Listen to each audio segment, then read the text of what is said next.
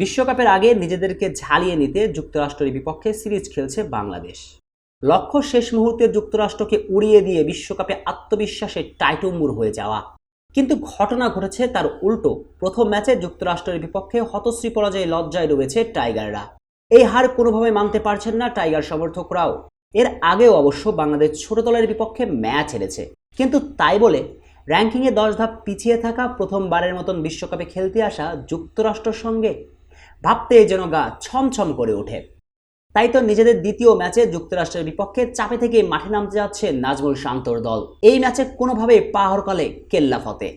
যুক্তরাষ্ট্রের বিপক্ষে series খোয়াবে team Tigers. সঙ্গত কারণেই এই ম্যাচে জয় ছাড়া অন্য কিছু ভাবছে না টাইগার ম্যানেজমেন্ট। তাই অনুমোদিতভাবেই আসতে পারে টাইগার একাদশের পরিবর্তন। জিম্বাবুয়ে সিরিজে ব্যাট হাতে দুর্দান্ত 50 হাঁকানো তানজিদ তামিম একাদশে আসতে পারেন লিটন দাসের পরিবর্তে। তাতে যদি টাইগারদের মান বাঁচানো যায় আর কি। সঙ্গে সাকিব আল হাসান, নাজমুল হোসেন শান্ত ও সৌম্য সরকারকে ব্যাট হাতে ফিরতে হবে রানে। এই তিনজনের রানে ফেরাটা খুবই জরুরি।